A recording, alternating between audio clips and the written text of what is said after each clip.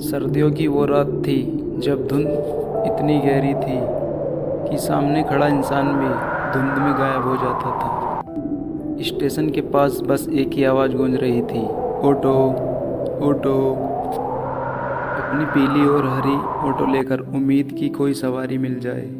वो आवाज़ थी रघु की, जो साधारण रिक्शे वाला था, जो रोज़ शाम से आधी रात तक स्टेशन के बाहर खड़ा रहता था। इन ठंडी रातों में उसकी ऑटो ही उसका सहारा थी। रघु कोई आम इंसान नहीं था, वह बहुत मेहनती था और ईमानदार था, लेकिन उसकी ज़िंदगी संघर्ष से भरी हुई थी। और उसके घर में उसकी एक पत्नी और 2 छोटे बच्चे और एक बीमार माँ रहा करती थी। और ऑटो की कमाई से अपना घर चलाना, बस वही उसकी दुनिया थी। लेकिन उसे क्या पता था कि उसी रात उसकी पूरी दुनिया ही बदलने वाली थी, हमेशा के लिए। आज तो जैसे सवारियां भी जम गई हैं। पूरे दिन में 3 ही चक्कर हुए। अपने हाथ रगड़ता है, ऑटो के बोनट पर बैठता है। ठंडी लग रही है, चलो चाय पी लेता हूँ। पास की दुकान पे जाता है। रघु भाई, फिर वही रात की ड्यूटी। पेट जो पालना है। दिन में लोग ठेले से बस्ती से चलते हैं और रात में स्टेशन ही एक सहारा है। दोनों हंसते हैं और फिर एक ट्रेन की सीटी सुनाई देती है। लो, शायद कुछ यात्री उतरे। रघु स्टेशन पर आ जाता है। जो ट्रेन जोधपुर से दिल्ली को जाने वाली थी और ठंड इतनी थी कि जल्दी जल्दी लोग अपने घर को निकल रहे थे और रघु की नज़र सभी यात्रियों पर थी। कोई सवारी नहीं रुक रही थी। तभी धीरे धीरे कदमों की आहट। तभी रघु पीछे देखता है। एक औरत खड़ी है लाल साड़ी में और बाल आधे चेहरे पर। भैया, ऑटो खाली है। हाँ बहन जी। कहाँ चलना है? पुरानी बस्ती, नदी के उस पार। पर वहाँ तो अब कोई भी नहीं है रहता है। वहाँ तो सब खंडर पड़े हैं। मुझे रास्ता मालूम है, बस छोड़ दो, पैसे दूंगी। आवाज़ में एक अजीब ठंडापन था, जैसे शब्द नहीं, हवा बोल रही हो। ठीक है, बैठ जाइए। ऑटो स्टार्ट करता है और दोनों धुंध में गायब हो जाते हैं।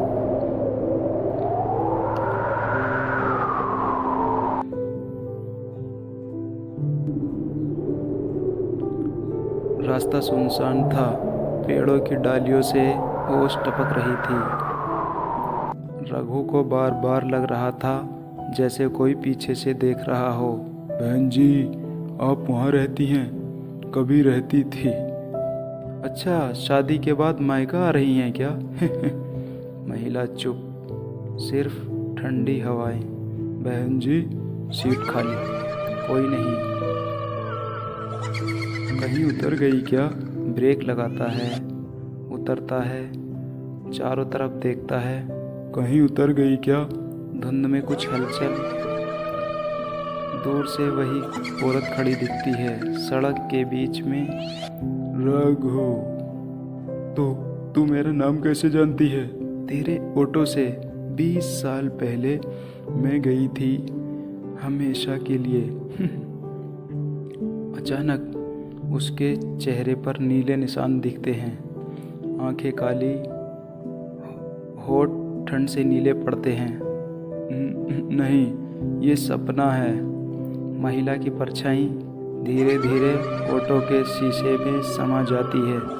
ऑटो अपने आप स्टार्ट हो जाता है, बिना किसी के छुए। उस रात धुंध में गुम हो गया था रघु।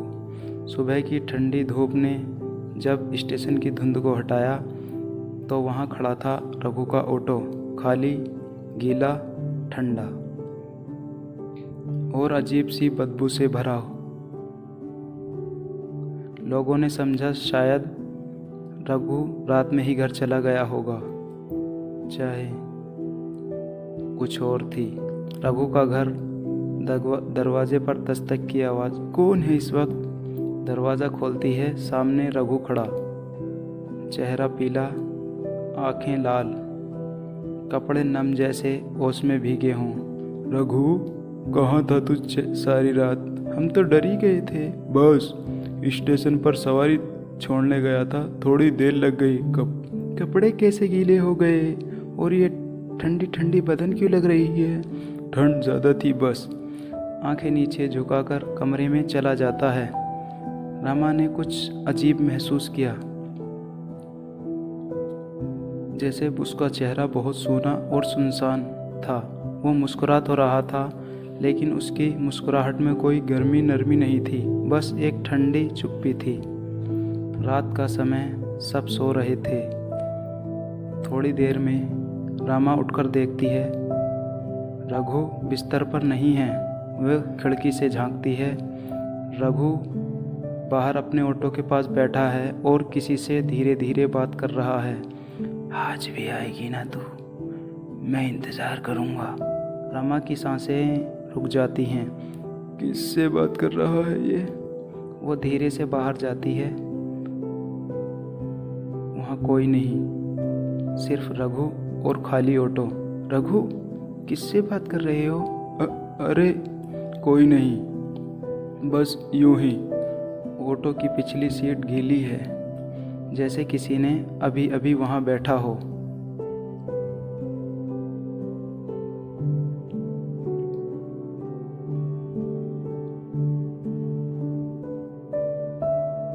अगले कुछ दिनों में रघु बदलने लगा। वो ज़्यादा बोलता नहीं था, खाना कम खाता था और अक्सर रात को जागता रहता था और कभी बच्चों को देखकर मुस्कुराता तो कभी उन्हें घूरने लगता। एक दिन उसकी माँ ने उसे देखा। रघु अपने कमरे में बैठा हुआ था और दीवार की तरफ देख रहा था। रघु बेटा, क्या देख रहा है? रघु बिना पलक झपकाए दीवार को देखता था। वो आई थी माँ, वो पुरानी बस्ती से जो आई थी। वो कहती है उसका घर अब मेरा है। कौन आई थी रघु? रघु अचानक जोर से हंसता है। वो जो सवारी थी माँ, जो कभी उतरी ही नहीं। रघु अब घर तो आ गया, वह अब रघु नहीं रहा। कभी कभी वह आईने में खुद को देखता तो पीछे खड़ी देखती वही औरत, ठंडी मुस्कान के साथ। रघु अब घर में शरीर में से तो था, पर उसकी आत्मा जैसे कहीं और जा चुकी थी। दीवार से बातें करता, कभी बच्चों के खिलौनों को उठाकर हंसता और रात को अपनी ऑटो की पिछली सीट साफ करता, जैसे किसी मेहमान का इंतज़ार हो। रमा समझ गई थी अब कुछ गड़बड़ है, और इस गड़बड़ की जड़ शायद वही है, स्टेशन और पुरानी बस्ती जहाँ से ये सब शुरू हुआ था। रमा स्टेशन पहुँचती है। वह चाय वाली से कुछ पूछती है। भैया, वो रघु जो यहाँ ऑटो चलाता है, उस रात उसने किसे छोड़ा था पुरानी बस्ती में? उस रात? हाँ, मैंने ये देखा था। एक औरत आई थी, आधा चेहरा बालों से ढका हुआ, लाल साड़ी पहने हुए, और अजीब बात यह थी वो ट्रेन से उतरी ही नहीं थी। मतलब? मैं तो रोज़ ड्यूटी पर रहता हूँ बहन जी। उस रात कोई ऐसी सवारी नहीं उतरी थी, फिर भी वह अचानक रघु के पास आ गई और दोनों धुंध में गायब हो गए। मुझे उस पुरानी बस्ती जाना पड़ेगा। रघु अकेले निकल पड़ी, धुंध भरी सड़कों से होते हुए उस जगह की ओर जहां अब कोई नहीं रहता था। पुराने पेड़, टूटी दीवारें और ठंडी हवाओं में बसी एक पुरानी बदबू। रमा धीरे धीरे एक बस्ती के अंदर जाती है। हर घर खंडर में बदल चुका है। उसने पुराना कुआं और एक बूढ़ी औरत को देखती है जो आग के पास बैठी है। माँ जी, यहाँ पहले कौन रहता था? बहुत लोग रहते थे बेटी। 20 साल पहले एक हादसा हुआ था। कौन सा हादसा? एक लड़की थी, सुधा नाम था उसका, स्टेशन पर काम करती थी। कहते हैं किसी ऑटो वालों ने उसे देर रात घर छोड़ने का वादा किया था, पर रास्ते में ऑटो पलट गया। लड़की वही नदी किनारे मर गई और ऑटो वाला भाग गया। रमा का चेहरा फीका पड़ जाता है। ऑटो वाले का नाम पता था? हाँ बेटी, नाम था रघु। रमा के कानों में आवाज़ गूंज उठी। वो वही औरत थी, सुधा। रमा घर लौटती है। शाम का वक्त। रघु, तू उसे छोड़ क्यों नहीं देता? वो अब कभी नहीं जाएगी रमा, वो तो मेरे साथ रहती है हमेशा से। उसे महसूस होता है कि ऑटो की पिछली सीट पर कोई बैठा है। ये क्या कर दिया तूने रघु? वो आत्मा तुझे जकड़ रही है। रघु की आंखें लाल हो जाती हैं और चेहरा कठोर। वो आत्मा नहीं, वो मेरी सवारी है। उस रात रमा ने पहली बार महसूस किया, रघु अब इंसान नहीं रहा। वो एक चलती फिरती परछाई था जो उस औरत की ठंडी सांसों के साथ जी रहा था। माँ बिस्तर पर लेटी कांपती आवाज़ में, रमा बेटा, आज घर बहुत ठंडा लग रहा है, जैसे बर्फ गिर रही हो अंदर ही। हाँ माँ, मैंने भी महसूस किया। कमरे में धुआं नहीं, धुंध सी फैली रहती है। अचानक पीछे के कमरे से बच्चों की हंसी सुनाई देती है। गुड्डू, पायल, क्या कर रहे हो वहाँ? रमा कमरे में जाती है। दोनों बच्चे बिस्तर पर बैठे हैं, पर आंखें खाली हैं। माँ, वो आंटी फिर आई थी, वो हमें कहानी सुना रही थी। कौन आंटी? वो वाली आंटी जो कहती है, डरो मत, मैं ठंडी नहीं, प्यारी हूँ। रमा के हाथ कांपने लगते हैं। रमा ने बच्चों की खिड़की की ओर देखा। वहाँ किसी के पैरों के निशान थे, पर वो निशान बर्फ से बने थे और अंदर से बाहर की ओर नहीं, बल्कि बाहर से अंदर की ओर जा रहे थे। रात के 2 बजे ऑटो अपने आप स्टार्ट होता है। रघु, कहाँ जा रहा है तू इतनी रात में? रघु बिना जवाब दिए ऑटो चलाता है। पीछे की सीट पर धुंध जैसी छाया बैठी है। रघु, किसे ले जा रहा है? रघु की आवाज़ दूर से आती है, ठंडी और खाली, जिसे छोड़ नहीं सका। अब हर रात उसे स्टेशन तक ले जाता, फिर वो मुझे घर तक छोड़ देती है, फिर उसके बाद हर रात वही होता। ऑटो की टक टक आवाज़, घर के बाहर बर्फ के जमे टुकड़े, और सुबह ऑटो के अंदर बर्फीले निशान, जैसे कोई वहाँ बैठा हो घंटों तक। अगली सुबह, रमा बेटा, अब इस घर में चैन नहीं है।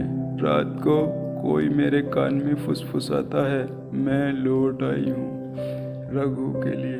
माँ, वो आत्मा अब सब पर हावी हो रही है। मैं कुछ करूँगी, मुझे उससे बात करनी होगी। खिड़की के शीशे पर सफ़ेद उंगलियों के निशान बनते हैं, जैसे कोई बाहर से भीतर देख रहा हो। अब रमा का डर गुस्से में बदल चुका था। वो जान चुकी थी, अगर सुधा की आत्मा को रोका नहीं गया तो उसका घर और परिवार धीरे धीरे बर्फ की तरह ख़त्म हो जाएगा। धुंध छाई हुई, ट्रेनों की हल्की सी आवाज़, और धुंध से रमा अकेले चल रही थी, हाथ में लालटेन और दिल में डर और जिद दोनों। सुधा, अगर तू है तो सामने आ। मैं तेरे दर्द को समझना चाहती हूँ, मगर मेरे परिवार को छोड़ दे। अब तू भी मेरा नाम जानती है, तू भी उसे माफ़ कर सकेगी। धुंध में वही औरत दिखाई देती है, सुधा। 20 साल पहले मैंने रघु से मदद मांगी थी। मुझे घर छोड़ने का वादा किया था उसने, पर रास्ते में वो नशे में था। ऑटो पलटा और मैं उस नदी में गिर गई। वो मुझे छोड़कर भाग गया। नहीं, रघु ऐसा नहीं कर सकता। क्यों नहीं? उसकी डर ने मेरी जान ली। अब मेरी ठंडक उसकी सांसों में बस चुकी है। अब वो कभी नहीं छूट सकता मुझसे। सुधा आगे बढ़ती है। रमा की आंखों के सामने वो रात जिंदा हो उठी। सुधा की चीखें, नदी की लहरें और गिरती हुई ऑटो।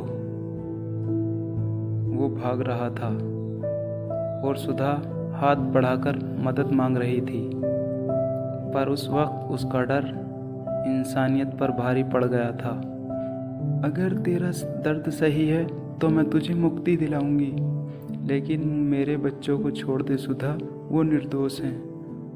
मैं किसी को नहीं चाहती, मुझे बस न्याय चाहिए। वो मान ले उसने मेरा खून किया है, तभी मैं चैन से जा सकूंगी। धीरे धीरे सुधा गायब हो जाती है। हवा थम जाती है। रमा ने उस रात ठान लिया, अब वो रघु को उसके सच्चाई का सामना करवाएगी। उसने जान लिया था कि ये लड़ाई आत्मा से नहीं, अपराध बोध से है, जो अब रघु के सीने में बर्फ बन चुका था। शाम का वक्त था। रघु घर के बाहर था, हाथ में वही पुराना ऑटो का चाबी। रघु, तू अब कब तक भागेगा? वो तुझे सजा नहीं, मुक्ति चाहती है। मैंने उसे मरते देखा था रमा। मैंने बचाने की कोशिश की पर डर गया, मैं भाग गया। आज तक उसकी आंखें मुझे सोने नहीं देती। उसकी आंखों से आंसू गिरते हैं, पर जैसे जम जाते हैं हवा में। तू जा उस जगह जहाँ वो मरी थी, माफ़ी मांग, वरना वो कभी नहीं जाएगी। रघु सर झुकाता है और धीरे से कहता है, हाँ, अब वक्त आ गया है मेरे गुनाह का हिसाब देने का। अब बारी थी रघु के पश्चाताप और मुक्ति की। हर पाप का दाम सिर्फ माफ़ी नहीं होता, ये कभी आत्मा को चैन देने के लिए किसी को अपनी जान देनी पड़ती है। रघु अब सच का सामना करने निकला। यहाँ से उसकी कहानी शुरू हुई थी और वहाँ से उसका इंतज़ार कर रही थी सुधा की परछाई, जो अब आखिरी बार उसे बुला रही थी। रात उतनी ही सर्द थी जितनी उस हादसे की रात। आसमान धुंध से ढका हुआ और हवा में एक अजीब सी खामोशी थी। उसका ऑटो स्टेशन की जगह अब उसी नदी के किनारे जा रुका जहाँ से सब कुछ शुरू हुआ था। सुधा, अगर तू सुन रही है तो आज मैं छिपने नहीं आया। मैं आया हूँ तेरे सामने अपने गुनाह को मानने। हवा थम जाती है, धुंध में हल्की सी आकृति उभरती है, वही सुधा। 20 साल तू भागता रहा रघु, क्यों छोड़ दिया था मुझे उस पानी में? डर गया था। तू चिल्ला रही थी, मैं मदहोश था। मुझे लगा पुलिस मुझे मार डालेगी, मैं भाग गया सुधा। पर हर रात वो आवाज़ मेरे कानों में गूंजती रही, माफ़ कर दे सुधा, मैं इंसान नहीं, डरपोक था। सुधा की परछाई धीरे धीरे आगे बढ़ी। उसकी आंखों में अब आग नहीं, आंसू थे। वो रघु को सामने झुककर बोली, मुझे मौत का डर नहीं था, मुझे तेरे धोखे का डर था। तू अगर उस दिन एक हाथ बढ़ा देता तो मैं आज जिंदा होती। तेरे डर ने मुझे मारा था, अब तेरा पछतावा मुझे चैन देगा। वो रघु के माथे पर हाथ रखती है। हवा जम जाती है। अगर मेरी मौत से तुझे सुकून मिलेगा तो मैं तैयार हूँ सुधा। हवा तेज चलने लगती है। ऑटो का इंजन अपने आप स्टार्ट हो जाता है। नदी के उस किनारे एक चीख गूंजी और जब सुबह गांव वाले पहुंचे तो रघु का ऑटो स्टेशन पर खड़ा था, पर ड्राइवर की सीट खाली थी। रमा अपने घर के बाहर बैठी है, बच्चों के पास। सर्द हवा अब पहले जैसी नहीं थी। शायद उसे अब शांति मिल गई। उसकी आंखों में आंसू हैं, लेकिन चेहरा शांत है। बच्चे पीछे से पूछते हैं, माँ, पापा अब नहीं आएंगे? वो अब वहीं हैं जहाँ अब ठंड नहीं लगती बेटा, जहाँ गुनाह भी माफ़ हो जाते हैं। रघु के जाने के बाद 3 महीने बाद बीत चुके थे। सर्दियाँ अब भी वही थी, लेकिन अब हवा में बर्फीली डर नहीं थी। रमा अपने बच्चों के साथ नए घर में रहने लगी थी। गांव के किनारे, जहां से स्टेशन दिखता था, हर शाम लालटेन जलाकर खिड़की से देखती थी, जैसे किसी का इंतज़ार हो, पर खुद को रोक लेती। शाम के समय, माँ, पापा आप सच में स्वर्ग में हैं क्या? हाँ बेटा, वहाँ ठंड नहीं लगती, न डर होता है। वो बच्चों को सुलाती है। खिड़की के बाहर से हल्की सी ट्रेन की आवाज़ आती है। रघु जहाँ भी है खुश है, पर किस्मत की कहानी कभी सीधी नहीं होती। उसी रात जब घड़ी ने 12 बजाए, दरवाजे पर किसी ने धीरे से दस्तक दी। रमा उठकर दरवाजे की तरफ जाती है। बाहर अंधेरा और कोहरा। कौन है? कोई जवाब नहीं, बस हवा का झोंका अंदर आता है। बाहर कोई नहीं होता, बस ज़मीन पर पुराने ऑटो की चाबी रखी होती है। रमा चौंक जाती है, आंखें फैल जाती हैं। रघु? वो ऑटो की चाबी लेकर अंदर चली जाती है। पीछे से हवा तेज चलती है। खिड़की से आवाज़ आती है, धन्यवाद रमा, तूने मुझे मुक्त किया। रमा के आंखों से आंसू बह जाते हैं। वो चाबी को सीने से लगाती है और कमरे में हल्की सी नीली रोशनी चमकती है। जा रघु, अब चैन से रहना। धीरे धीरे नीली रोशनी ऊपर उठती है और गायब हो जाती है। उस रात के बाद वो घर कभी ठंडा नहीं हुआ। सर्दियाँ हैं पर डर नहीं। ऑटो की वो पुरानी चाबी अब भी मंदिर के पास रखी है, जहाँ हर सुबह सूरज की किरणें उस पर पड़ती हैं। लोग कहते हैं रमा के घर के पास गुजरते वक्त कभी कभी हल्की सी ऑटो की आवाज़ सुनाई देती है, पर अब वो डराती नहीं, बस याद दिलाती है कि कभी कोई ठंडी सांसें किसी आत्मा को मुक्ति